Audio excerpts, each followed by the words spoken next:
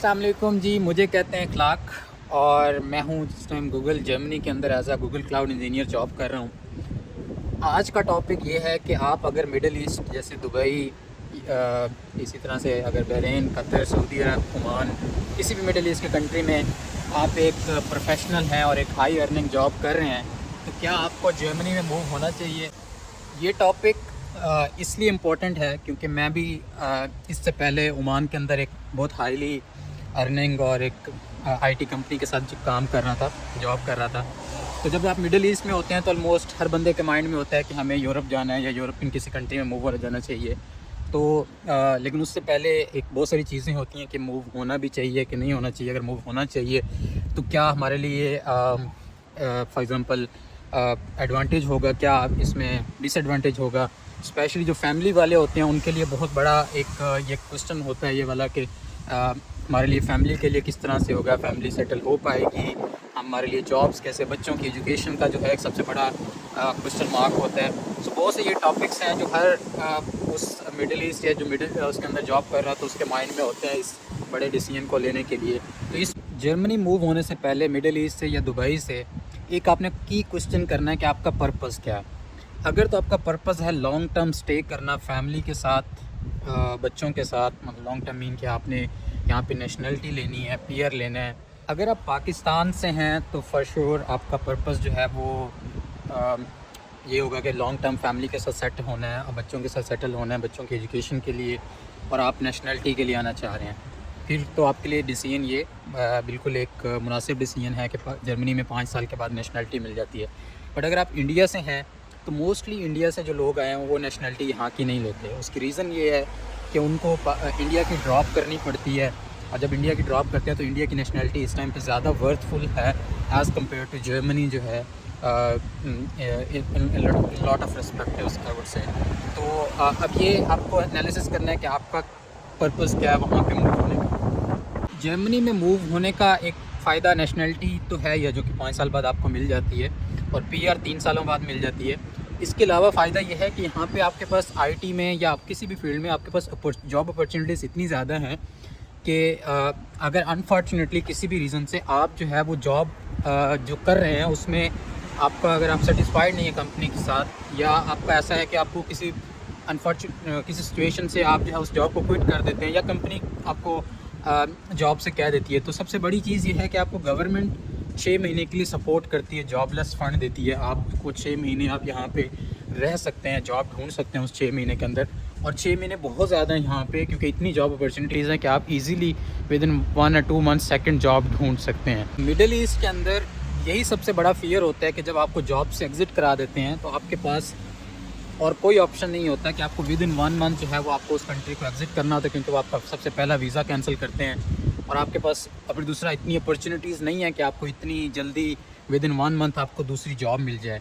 तो यही वजह है कि लोग जो है वो मिडिल ईस्ट से जर्मनी या यूरोप मूव करना चाहते हैं। ये सबसे बड़ा ही एडवांटेज है कि उनको जॉब सिक्योरिटी चाहिए होती है, जॉब स्टेबिलिटी चाहिए होती है, स्पेशली जब आप फैमिली के साथ होते हैं, बच्चों के साथ होते हैं। मिडिल ईस्ट में मैंने अपने आँखों के सामने अपने दोस्तों को, जो मैं जब नया ज्वाइन किया था, एक 6 महीने के अंदर मुझे रियलाइज़ हो गया था कि this is not the place where we should put efforts for long time. क्योंकि लोगों ने 10-10 साल 15 साल जॉब की वहाँ पे एक कंपनी में, और उसको रात को मैसेज आया कि आप सुबह चले जाएं, और उनके पास जो है वो 1 महीने का टाइम था, उसमें उन्होंने फ्लैट, गाड़ी, हर चीज़ उनको क्लोज़ करनी पड़ी और वो अपने मुल्क चले गए।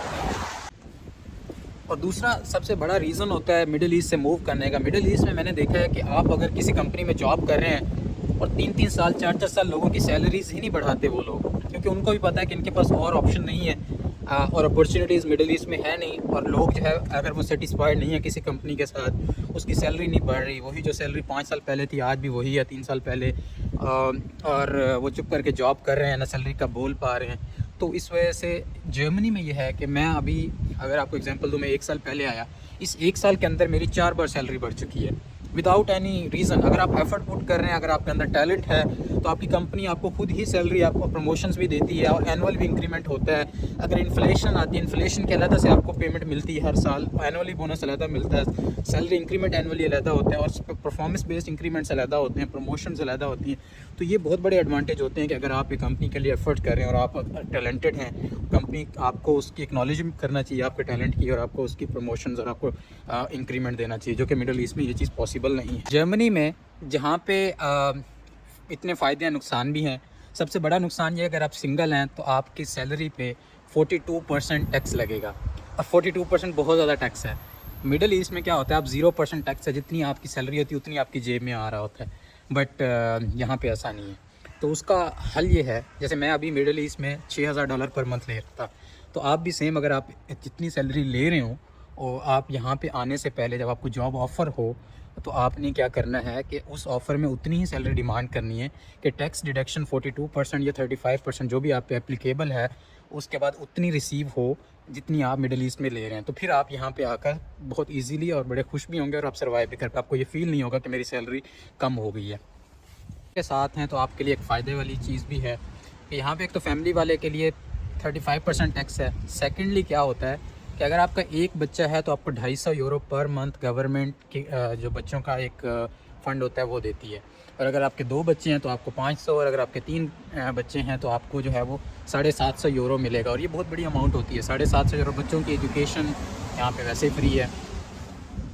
ड्रॉबैक है, जो मिडल ईस्ट से आते हैं उनको आदत हो चुकी होती है बड़ी बड़ी गाड़ी की, और दूसरी चीज़ ये कि वहाँ पे बहुत ज़्यादा लोकल्स अवेलेबल हैं, फैमिलीज़ जो है वो बोर नहीं होती, फैमिलीज़ का मिलना जुलना होता है, अपना होम कंट्री बिल्कुल पास है। यहाँ पे जर्मनी में आते हुए उनकी फैमिलीज़, यहाँ पे सबसे बड़ा फैक्टर लोनलीनेस है। इतना अकेलापन है कि आपके बच्चे और आपके बीवी इस डिसीजन के बाद शायद आपकी लाइफ जो है बहुत ही मिज़रेबल हो जाए, कि इतनी डिफ़िकल्ट हो जाए आपकी फ़ैमिली की लाइफ, क्योंकि आप सारा दिन जॉब पे हैं, पीछे आपकी वाइफ जो है अकेली हैं, और यहाँ पे कोई मिलने वाला नहीं है भाई, सीधी सी बात है, यहाँ पे आपको एक अकेलापन झेलना पड़ेगा। और जब ये फैमिली, अगर आपकी फ़ैमिली सफ़र करेगी तो डेफ़िनेटली आप भी सफ़र करेंगे, ये आपको माइंड में रखना है, क्योंकि एक छोटे से फ्लैट में आपकी सारा दिन फैमिली नहीं बैठ सकती, और शाम में स्पेशली विंटर में इतनी ठंड होती है, आप बाहर जा नहीं सकेंगे ज़्यादा। चले समर में आपके पास ये होता है कि आप वीकेंड्स पे प्लान कर सकते हैं, और यहाँ पे आपको टोटली पब्लिक ट्रांसपोर्ट पे डिपेंड होना पड़ता है। फैमिली के साथ ये चैलेंज हो जाता है कि आप ट्रेन में 3 बच्चों को लें, और ट्रेन में ट्रैवल करना, बस में ट्रैवल करना चैलेंजिंग होता है। गाड़ी यहाँ पे आप ले सकते हैं, जॉब वाले ले सकते हैं, लेकिन गाड़ी कहाँ, यहाँ पे काफ़ी एक्सपेंसिव है, 20,000 30,000 तक की गाड़ी, यूरो की गाड़ी हैं। मिडिल ईस्ट में बहुत सस्ती गाड़ी होती है। फिर गाड़ी लेकर उसके बाद मंथली जो उसकी आपको देने होते हैं इंश्योरेंस और बहुत सारी चीज़ें पार्किंग के, तो वो थोड़ा एक्सपेंसिव हो जाता है मैनेज करना। तो ये एक दूसरा ड्रॉबैक है। अगर आपकी फैमिली गाड़ी की बिल्कुल आदी है तो पब्लिक ट्रांसपोर्ट पे आप उनको लेके जाएंगे तो डेफिनेटली वो एक चैलेंज होगा। लेकिन ऐसा नहीं है कि यहाँ पे पब्लिक ट्रांसपोर्ट बहुत अच्छी है, आपके घर के बिल्कुल गली के साथ ही बस स्टेशन होंगे, ट्रैम होगी, ट्रेन पूरे जर्मनी, पूरे यूरोप के अंदर कनेक्टेड हैं। पब्लिक ट्रांसपोर्ट इनका इतनी अच्छी है कि हम वीकेंड्स पे जर्मनी से बेल्जियम, नीदरलैंड, किसी भी जगह पे ऐसे घंटे में प्लान बनाते हैं और दूसरे कंट्री में पहुंच जाते हैं। ऐसे ही होता है जैसे हम अपने सिटीज़ में मूव करते हैं, ऐसे यहाँ पे कंट्रीज़ में मूव करना होता है। और इसका सबसे बड़ा फ़ायदा ये होता है कि आप यूरोप में बहुत इजीली घूम सकते हैं, जितने मर्ज़ी कंट्रीज़ में जाएं, जहाँ मर्ज़ी जाना चाहें, आपके लिए घूमना यहाँ पे इजी है। डेफिनेटली यहाँ पे घूमने की प्लेसेस भी हैं, लाइफ एंजॉय करना चाहते हैं, स्पेशली अगर आप ट्रैवल। यहाँ पे बहुत से फ़ायदे हैं, बहुत से नुकसान हैं। अब आपको डिसीजन करना है कि आपके लिए क्या फ़ायदा है, क्या आपके लिए चीज़ ऐसी है जो हर्डल होगी। बट मैं रिकमेंड करता हूँ, सिंगल्स अगर आप हैं तो आपको बगैर सोचे डिसीजन लेना चाहिए, यहाँ पे आएँ और आके अपना जल्दी से लैंग्वेज पे फोकस करें और नेशनलिटी लें, उसके बाद जाके मिडिल ईस्ट में बैठ जाएँ।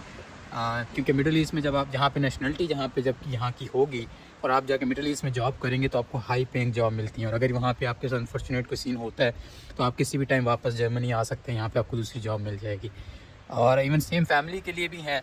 और अगर आपकी फैमिली 5 साल सफ़र आपके साथ रह सकती है यूरोप में, इसमें आप यूरोप घूम भी सकते हैं, पूरी फैमिली को 28 कंट्रीज़ आप दिखा सकते हैं। और उसके बाद आप दोबारा से मिडिल ईस्ट, जब नेशनलिटी मिल जाए आपको और आपके बच्चों को, आप दोबारा मिडिल ईस्ट जाएँ, मिडिल ईस्ट में आपको ईज़िली दोबारा जॉब कोई मिल जाएगी और आप वहाँ पे रहें, लाइफ ईजी है वहाँ पे।